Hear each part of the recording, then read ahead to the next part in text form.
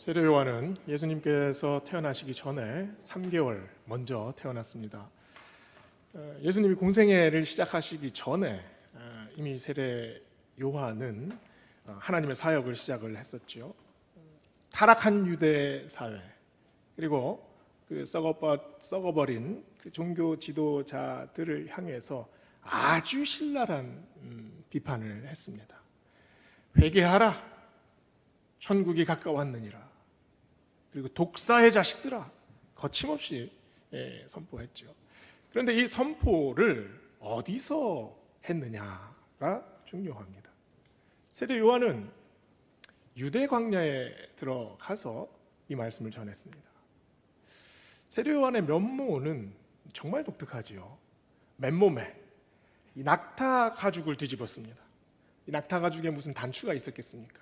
둘둘둘둘 말아서 몸을 꿰지요. 그리고 가죽띠를 가지고 그냥 질끈 허리를 묶습니다. 그리고 메뚜기를 잡아먹고 이 손으로 그 석청, 그 생벌꿀을 이렇게 손으로 퍼먹어요. 광야에 무슨 물이 있었겠습니까? 제대로 씻지도 못했을 겁니다. 머리는 산발을 하고 그리고 얼굴도 시커맸었겠죠. 냄새가 막 났을 겁니다. 멀리서 보면 정말 무슨 한 마리 짐승처럼 보였을 거예요. 그러나 그의 얼굴에서는 광채가 뿜어져 나왔습니다. 얼굴이 아무리 시커매도 그의 눈은 영안으로 불타고 있었죠. 아마 세례 요한을 광야에서 딱 마주친 사람은 움찔했을 겁니다. 왜냐하면 그 눈은 사람을 꿰뚫어 보는 눈이었기 때문이죠. 아마 그 눈은 호수처럼 영롱했다가도 또 어느 순간 갑자기 화염이 맹렬히 솟구치는 그런 눈으로 변했을 수도 있습니다. 어떤 누구도 세례 요한의 이 행색, 이 초라한 행색을 두고 비웃을 수가 없었습니다. 왜 그랬을까요? 여기에 하나님의 영적 권위가 세례 요한의 온 모습을 감싸고 있었죠. 광야를 지나다 보면 이렇게 떨기나무가 보이지 않습니까? 저는 세례 요한이 이 불타는 떨기나무 같다는 생각을 해요. 광야의 지천으로 널린 게 떨기나무입니다. 그런데 하나님의 불이 떨기나무 하나에 집중해서 그곳에 불이 임하면 그 떨기나무는 완전히 다른 떨기나무가 되어버리고 맙니다. 하나님께서 붙잡으시는 하나님의 영광이 임해 있는 유일하고 영광스러운 그런 떨기나무로 변하죠. 세례 요한의 인생, 세례 요한의 삶, 그의 영적 권위는 하나님의 불이 임한 바로 그 떨기나무였습니다. 그 모습만 비범한 게 아닙니다. 그의 사역의 방식은 더 기이했어요. 1절에서 2절을 보면은요, 그때 세례 요한이 이르러 유대 광야에서 말하되 회개하라, 천국이 가까웠느니라 하였으니, 하나님의 말씀을 이 광야에서 선포합니다. 선포는 어디서 해야 합니까? 사람이 많은 곳에서 해야 됩니다. 시장 안에서, 광장에서 선포를 해야죠. 그런데 세례 요한은 사람들이 하나도 없는 광야로 들어갑니다. 사람들이 들을 수도 없고 그 모습을 볼 수 없는 곳에 가서 지금 선포를 하고 있어요. 오늘 말씀에 보면 세례 요한을 무엇이라고 정의를 합니까? 광야에서 외치는 자의 소리, 광야에서 외치는 자가 아니라 그저 광야의 소리라는 말입니다. 광야에서 냈다 소리를 지릅니다. 그런데 그 소리를 누가 듣겠습니까? 누가 귀 기울이겠습니까? 아무리 크게 소리질러 봐야 그 넓은 광야를 울릴 수 있겠습니까? 누가 그 소리를 들을 수 있냐는 말이죠. 그런데 5절 말씀을 보세요. 이때의 예루살렘과 온 유대와 요단강 사방에서 다 그에게 나와 사람들이 몰려왔습니다. 아무도 들을 수 없는 곳에 외친 그 소리에 사람들이 반응을 합니다. 들을 수 없는 곳, 그곳에서 사람이 듣고 반응하지 못하는 곳에서 사람들이 반응을 해요. 그리고 가지 못할 곳으로 사람들이 와 몰려들고 있습니다. 허공에 때리는 소리 같았지만 그 선포는 영혼을 울리는 소리였습니다. 세례 요한이 선포한 그 말씀에 하나님의 위력이 있었기 때문이지요. 이스라엘 역사 대대로 선지자를 통해 하나님께서 이렇게 말씀하셨습니다. 역사를 울렸고 백성들의 영혼을 울리고 영혼을 진동시키는 지금 그 말씀이 세례 요한의 입을 통해서 선포되고 있습니다. 경주 국립박물관에 가면은요, 그 성덕대왕 신종이라는 큰 종이 있습니다. 네, 이 종이 지금은 이제 종을 치지는 않지만 옛날에는 새벽 5시만 되면 이 종을 울렸다고 해요. 그런데 이 종소리가 굉장히 오묘합니다.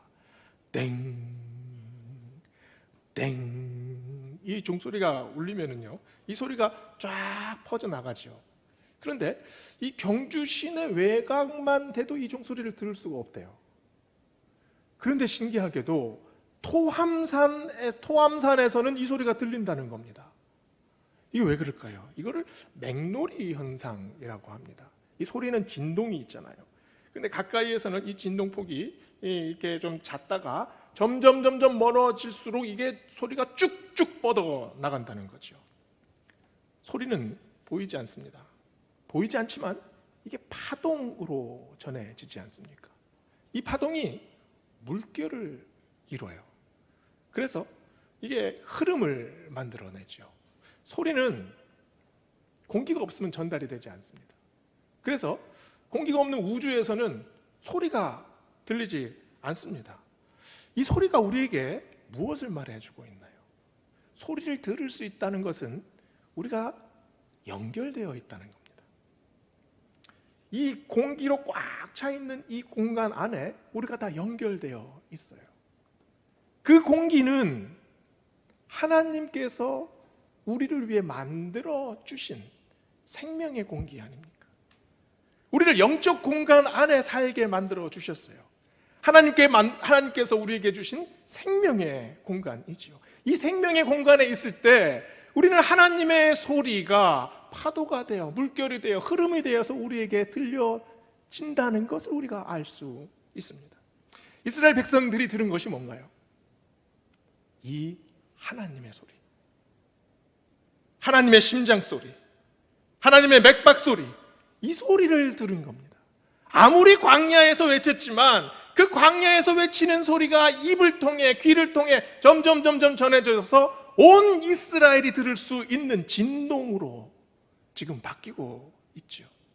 세례 요한의 이 목에 울대를 울렸지만 그것은 하나님의 맥박입니다. 하나님의 심장 뛰는 소리, 다시 하나님의 음성이 지금 이스라엘 백성들에게 임하고 있다는 소리죠. 백성들이 세례 요한을 보면서 무엇을 느꼈겠습니까? 한 선지자의 투쟁을 봅니다.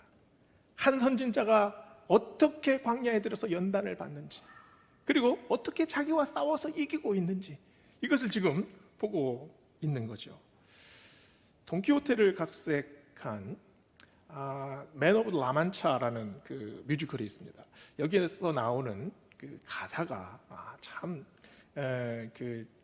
항상 기억이 남는데요. 그 가사가 이렇습니다. 이룰 수 없는 꿈을 꾸고 이루어질 수 없는 사랑을 하고 이길 수 없는 적과 싸우고 견딜 수 없는 고통을 견디며 잡을 수 없는 저 하늘의 별을 잡자.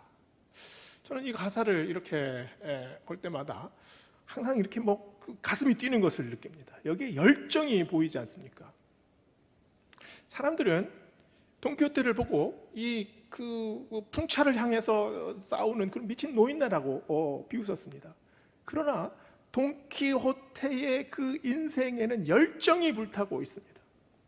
그 안에서 싸우고 견디고 열망하고 사랑하고 도전하고 극복하는 이 모든 과정들이 그의 삶 속에서 막 불타고 있는 겁니다.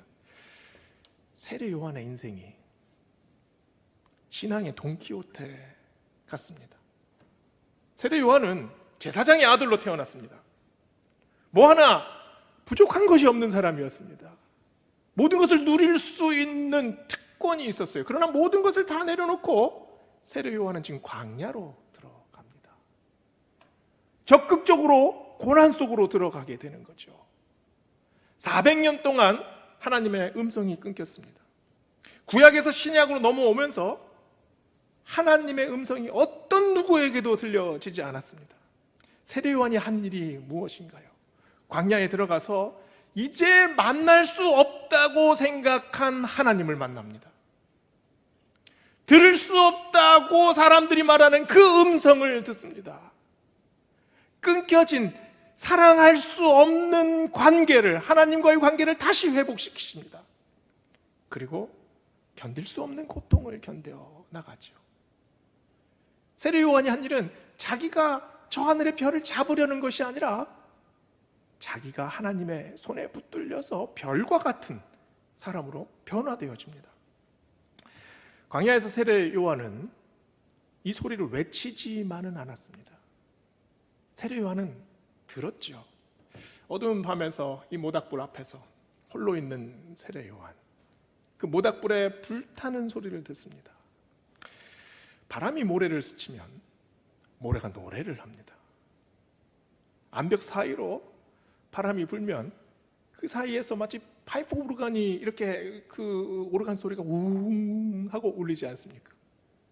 여우가 우는 소리, 도마뱀이 도망가는 소리, 배에서 꼬르륵 하는 소리, 이 모든 소리에 세례 요한이 집중합니다.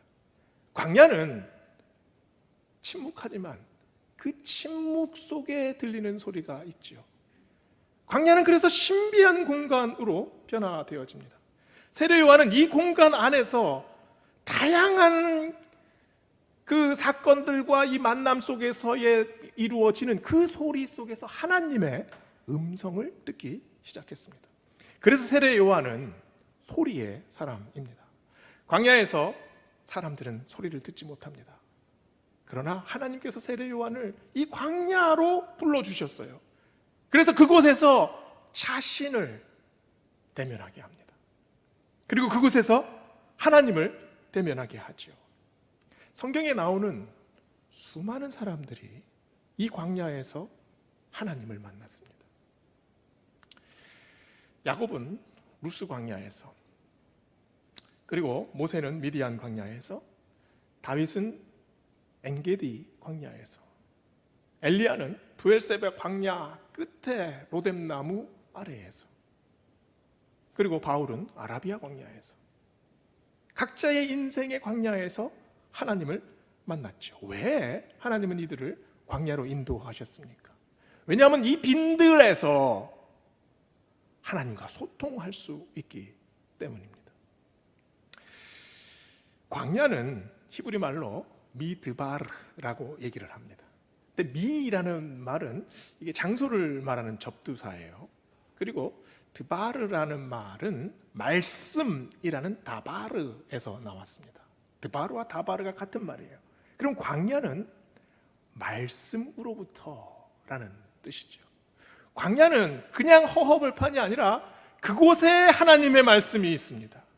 그리고 그곳에서 하나님의 말씀이 생생히 움직이고 있는 곳, 그것이 바로 광야라는 거죠. 그 광야에서 하나님을 만나야 합니다. 그런데 우리가 간과해서는 안 될 부분이 하나 있습니다. 광야는 철저히 이중적이에요. 광야에 가서 우리는 하나님의 음성을 듣지요. 하나님을 만납니다.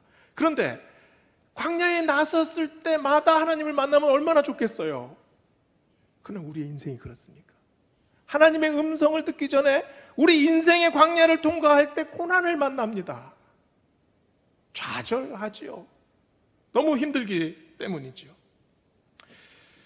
광야에 나설 때마다 독사와 정갈들이 우글우글댑니다. 우리 인생의 문제, 삶의 문제, 경제적 문제, 건강 문제, 미래 문제, 자녀 문제, 직장 문제, 수없이 많은 문제들이 우리가 인생의 광야로 나설 때마다 우리를 덮치지 않습니까? 이 인생의 갈증이 얼마나 끝없이 우리를 괴롭힙니까? 이 갈증을 우리가 어떻게 처리하나요? 아무리 목이 말라도 참아냅니다. 목구멍이 타들어가도 끝까지 견뎌요. 어떻게든 이 어려움을 통과해내려고 하지요. 그래서 우리는 가끔 이 갈증을 손쉽게 해결하려고 해요. 돈과 명예, 또 권력과 그 쾌락으로 이 인생의 갈증을 해결하려고 하죠. 그런데 우리 삶 속의 인생의 광야를 통과할 때 이 오아시스라고 생각한 것에 가봤지만 해결이 전혀 되지 않습니다. 아무리 사랑하고 또 아무리 가정이 화목하고 또 아무리 저축을 많이 하고 또 노년을 준비했다고 해도 우리 마음에 완전한 만족을 느낄 수가 없습니다. 오아시스라고 생각했지만 돌아보면 그건 역시 신기루였구나, 이런 생각을 우리가 하지 않습니까? 우리 인생은 그래서 수월하지 않습니다. 바람이 모래를 스쳐도 모래가 노래하지 않아요. 하나님의 음성이 잘 들리지 않습니다. 오히려 그것이 모래폭풍이 돼서 우리를 덮치지 않습니까? 모래폭풍이 몰려올 때 우리는 인생의 협곡 속으로 도망갑니다. 그곳에서 몸을 수그리고 덜덜덜 떨길 수예요. 늑대의 울음소리에 머리가 쭈뼛쭈뼛해집니다. 도마뱀처럼 도망가기 바쁜 것이 우리의 인생에 사는 우리의 모습 아닙니까? 우리 인생의 광야에서 우리가 우리 자신을 생각할 때 광야에 그냥 내동댕이 쳐진 인생처럼 느낄 때가 너무나 많습니다. 이 광야에서 나 혼자 버려지는 것 아닌가? 아무도 나를 기억하고 있지 못하는 것은 아닌가? 나 혼자 여기를 어떻게 헤쳐나가야 할까? 이것이 실제적으로 우리가 인생에서 만나는 광야의 모습 아닙니까? 그래서 우리는 인생의 광야에서 계속 외칩니다.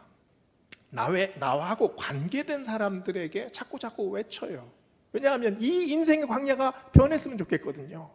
그 광야의 한 군데에 누가 있습니까? 남편이 있잖아요. 남편아 좀 들어라. 남편아 변해라. 암만 소리쳐도 남편이 변합니까? 남편은 남의 편이래잖아요. 잘 변하지 않습니다. 남편들도 마찬가지예요. 제 친구가 언제 이런 얘기를 했습니다. 자기 그 아내하고 말다툼을 하면 한 번도 이긴 적이 없대요. 그래서 제 친구가 한 말입니다. 그래서 별명을 지어줬대요. 백설공주. 100만 명이 설설 기는 공포의 주둥아리랍니다. 우리가 살아가면서 문제를 만들어내는 소리가 우리 인생 속에서 계속 생겨납니다. 우리를 정신없게 만들죠. 인생의 광야를 통과하다 보면 바람 소리, 모래 소리, 짐승 소리, 수없이 많은 소리를 들어요. 그런데 이곳에서 우리가 우리의 인생의 광야에서 무엇을 해야 합니까? 집중해서 들어야 합니다. 아무리 뒤죽박죽 엉켜있는 소리처럼 우리의 광야 속에서 그 소리들이 들려와도 그 안에 하나님의 소리가 있기 때문이죠. 오늘 말씀은 세례 요한의 입을 통해서 우리에게 이렇게 전합니다. 3절이죠. 광야에 외치는 자의 소리가 있어 이르되 너희는 주의 길을 준비하라. 그가 오실 길을 곧게 하라 하였느니라.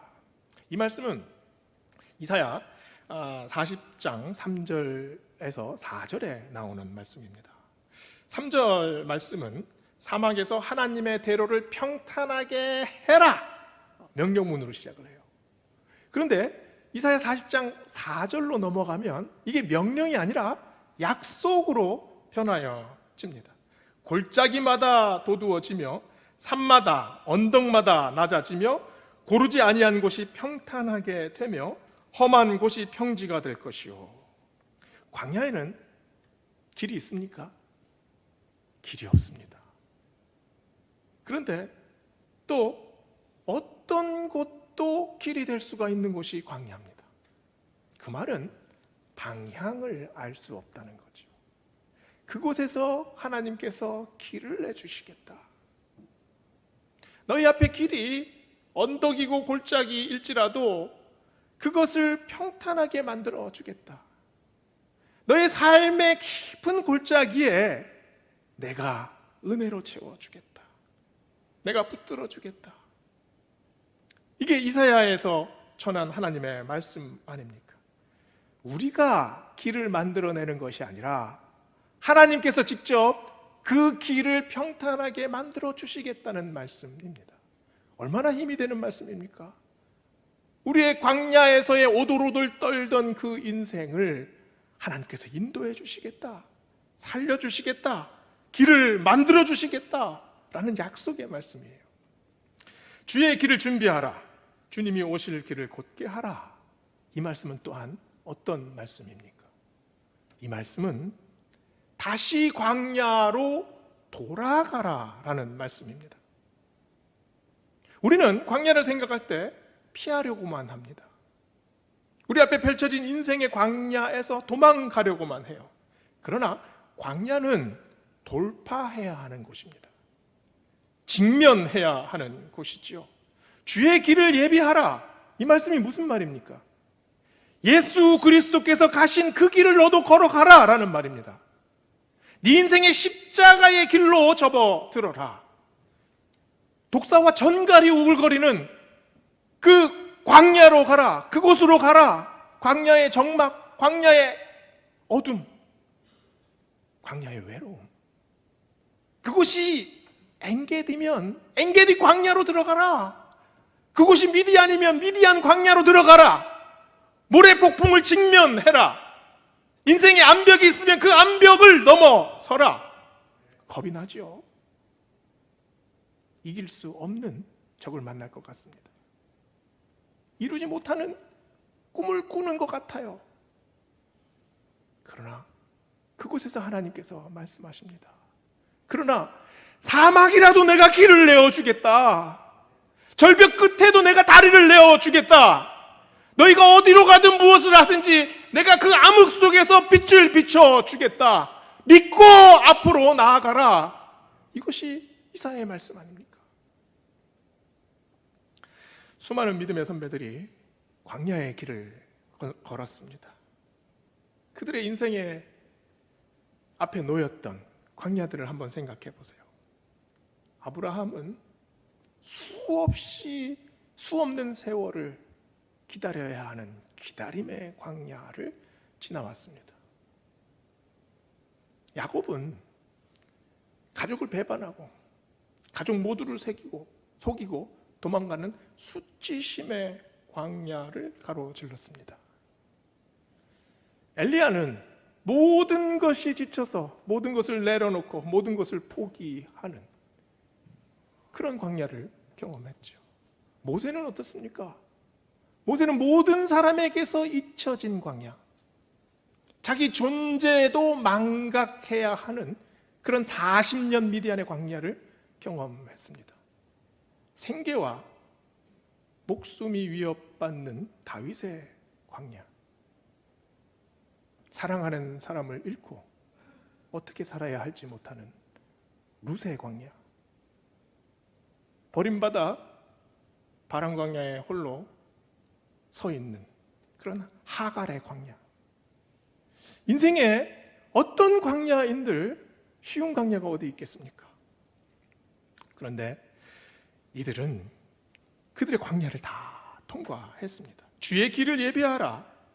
주님 가실 길을 곧게 하라. 이 말씀은 우리가 어떻게 받아야 합니까? 너의 광야를 통과해라 라는 말씀입니다. 네 앞에 놓여 있는 광야가 어떻든 그 광야를 통과해야 한다. 믿음의 선배들이 그 광야를 지나면서 어떤 믿음의 선한 싸움을 했는지 느껴야 한다. 그들의 거친 숨소리를 너도 느껴라. 하나님께서 우리에게 주시는 광야입니다. 주의 길을 예비하는 사람은 인생의 광야를 전진하는 사람입니다. 세례 요한은 자신이 먼저 그 인생의 광야 속으로 뛰어들었습니다. 모래 폭풍 속에서 눈도 뜨지 못하고 고난을 당했어요. 그런데 그 폭풍은 언젠간 지나갑니다. 폭풍이 지나간 다음에 맑게 시린 밤하늘을 바라보면서 별빛을 보며 세례 요한이 무슨 생각을 했을까요? 그 별빛 아래에서 모닥불을 피워놓고 메뚜기를 꼬치에 구워서 타닥타닥타닥타닥 구워서 먹으면서 세례 요한이 무슨 생각을 했겠습니까? 인생을 생각했겠죠. 내 인생에 임하는 하나님의 말씀을 생각했겠죠. 나를 살리는 말씀, 세상을 이기는 말씀, 보지 못한 것을 보는 말씀, 나를 새롭게 해주시고 변화시키는 말씀, 그 말씀으로 세례 요한은 계속 힘을 얻었습니다.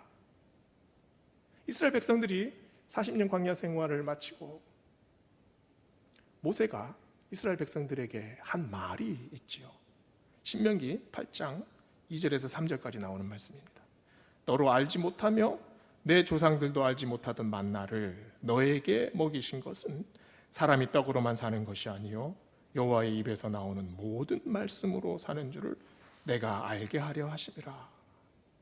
광야의 경험은 하나님의 말씀을 먹는 일입니다. 힘든 광야 생활을 가로지르면서 그 말씀을 내 인생에 담습니다. 그리고 그 말씀을 내 인생에서 풀어요. 그 말씀이 내 삶을 살려냅니다. 그리고 우리 인생을 변화시키지 않습니까?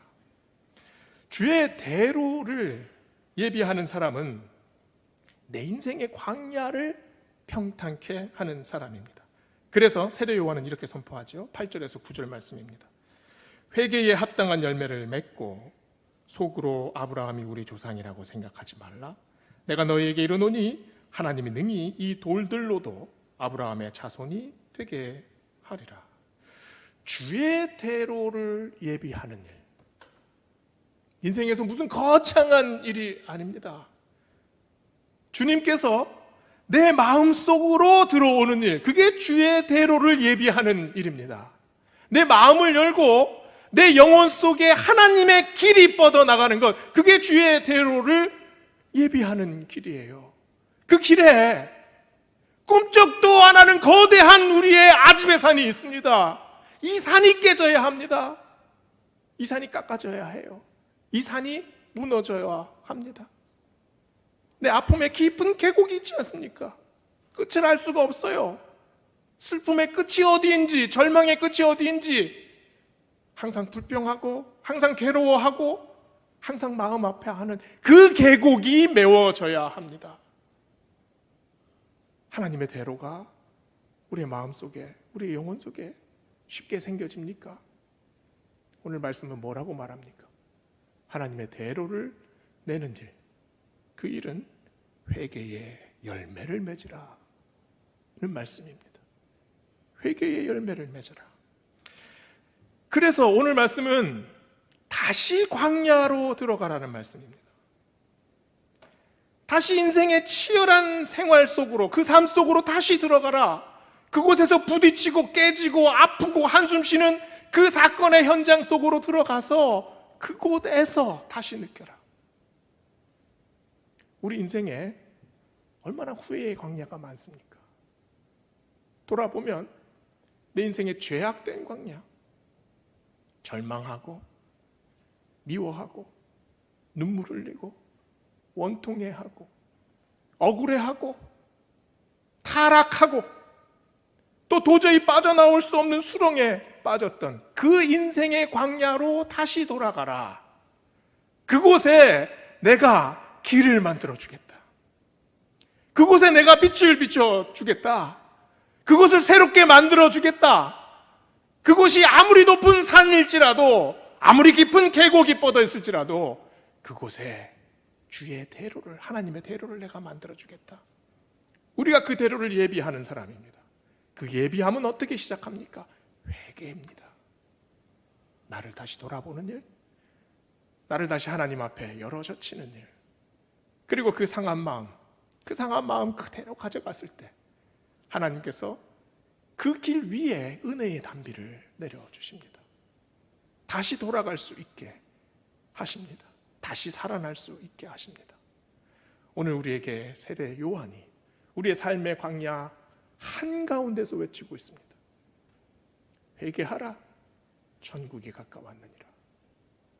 이 말씀을 우리 영혼 속에서 진동시키며 그 하나님의 진심을 우리가 마음속으로 느끼는 우리 모든 베델 교우 되시기를 소망합니다. 기도하시겠습니다.